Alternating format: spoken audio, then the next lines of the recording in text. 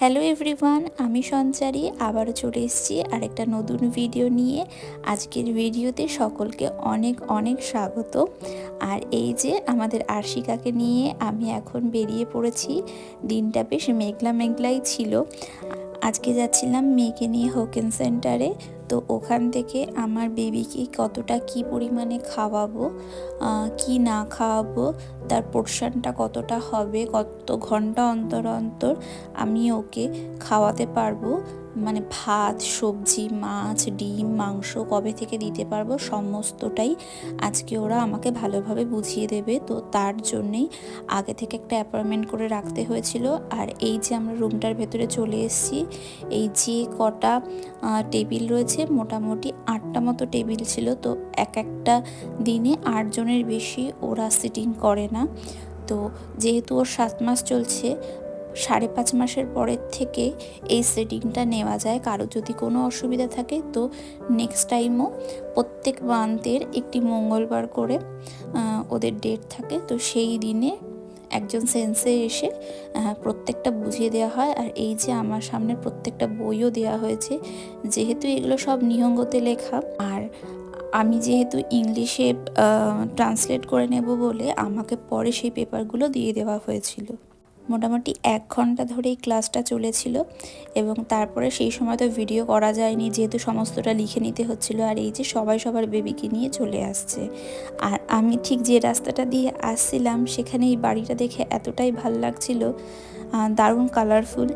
আর আমি এসছিলাম একটা মাঠের পাশ থেকে। তো সেই জায়গাতে পাশেই যে একটা বাড়ি রয়েছে, এই যে সুন্দর ফুলগুলো দেখে আমার জাস্ট মনটা জুড়িয়ে গেছিলো। আর এই যে আমি মেয়েকে নিয়ে বেশ খানিকক্ষণ ধরে একটু ছবি টবি তুললাম। আর ফুলগুলোতে কি পোকাও লেগে রয়েছে, যেহেতু যা আসার সময় প্রচণ্ড তাড়াহুড়ো ছিল, তো সেহেতু আর তখন আর ভিডিও করিনি। তাই ভেবে রেখেছিলাম যখন আমি বাড়ি ফিরবো সেই টাইমটাতে সুন্দর করে কয়েকটা ভিডিও ছবি তুলবো, আর তাই করলাম। আর আস্তে আস্তে যেহেতু 3টে সাড়ে 3টে মতো বেজে গেছিলো, তো এসে দেখি বাচ্চারা সব খেলা করছে মাঠে। আর এই পার্কটাতে প্রচুর মানুষজন আসে। আমিও বেবিকে নিয়ে বেশ খানিকক্ষণ এখানে বসে থেকে একটু সময় কাটালাম। আর এখন চলে যাচ্ছি বাড়িতে, কারণ 4টে সাড়ে 4টে মতো বাজতে যায়। আর মাঠে আর বসে থাকলে প্রচণ্ড হাওয়া দেয়, ঠান্ডাও লেগে যেতে পারে। আর ও তো এই ব্যাপারগুলো ভীষণ এনজয় করে। আর এই টাইমটাতে ছিল মমিজির টাইম। তো সবে সবে এই পাশের পাতাগুলো পেকে লাল হয়ে গেছে।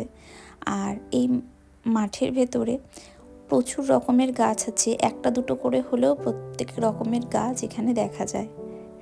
আর এই যে পাতাগুলো নিয়ে আমি একটু ভিডিও করা শুরু করে দিয়েছিলাম। আমার কিন্তু এই মমিজির পাতাগুলো বেশ ভালো লাগে। আর ঠিক রাস্তার যে হাঁটার যে জায়গাটা, এই জায়গাটা এত ভালো লাগে, চারিদিকে শুধু গাছ আর গাছ। আমার মনে হয় কি আরও যদি খানিকক্ষণ ধরে আমি একটু হাঁটতে পারতাম এই জায়গাটাতে। আর দেখতে দেখতে আমি চলে এসেছিলাম একদম স্টেশনের কাছে। আর আমাদের এই স্টেশনের চারিদিকটা খুব সুন্দরভাবে গাছপালা দিয়ে সাজানো।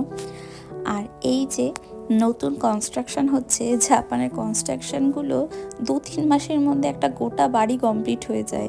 কি অদ্ভুত লাগে, আমরা হয়তো এটা ভাবতেই পারি না। এই জায়গাটা কি সুন্দর পরিষ্কার পরিচ্ছন্ন হয়েছিল, হঠাৎ করে দেখি এক গাদা বিল্ডিং শুরু হয়ে গেছে। এখানে একটা পুরো বসতি তৈরি হয়ে যাবে আর কিছুদিনের মধ্যেই। আর এই যে যেহেতু জাপানে সব প্লাইয়ের ঘর, সব প্লাই এই বিল্ডিংটাতে লাগানো হয়ে গেছে। আর আরেকটা জিনিস সেদিনকে দেখলাম যে জাপানের ভিত, বাড়ির ভিতগুলো কেমন হয়। আর এই যে বেদানা গাছটাকে দেখে মনে হয় কি কটা বেদানা তুলে নিই, কিন্তু ওই যে নিতে পারবো না। জাপানে যেহেতু প্লাইয়ের বাড়ি, সেহেতু ভাঙতে গেলে মোটামুটি একটা ক্রেন হলে আর 2 থেকে 3 দিনের মধ্যে একটা বিশাল বড় সাইজের একটা বাড়ি এরা ভেঙে ফেলতে পারে। এই যে যেহেতু প্লাই ভাঙতে আর কতই বা সময় লাগে, সব কোম্পানির থেকে গাড়ি চলে এসেছে, ক্রেন চলে এসেছে, ভাঙছে, এবং 2 থেকে আড়াই দিনের মধ্যে গোটা জমিটাতে একটা প্লাইয়ের টুকরো কিংবা কোনো পিনও অবধি পড়ে নেই, মোটামুটি পুরো পরিষ্কার করে ফেলেছিল। আমার এই ভিডিওটার মধ্যেই বাড়ির একটা স্মৃতি থেকে গেল। আজ থেকে প্রায় 3 বছর হয়ে গেল আমরা এই বিল্ডিংটায় রয়েছি। আর এই পাশের এই বাড়িটাকে শুধু ভাবতাম যে কারা থাকে, যেহেতু জাপানিজরা কে থাকে না সেগুলো আমরা জানতেও পারি না। আর এই যে ভিডিওটা যখন আমি এডিট করছি তখন আমার পাশের বিল্ডিংটার কিন্তু কোনো অস্তিত্বই নেই, এমনকি এই গাছটিরও নয়। বিল্ডিং ভাঙতে গেলে যে পরিমাণে ধুলো ওড়ে তার জন্য দেখুন সাইডে কিন্তু পুরো একদম পাইপ লাগিয়ে কাপড় টানিয়ে দেওয়া হয়েছে, যাতে কোনো ধুলো সেই পাশে বিল্ডিংয়ে না যায়। এরা এতটাই সচেতন। তো আজকের মতো ভিডিওটা এখানেই শেষ করছি।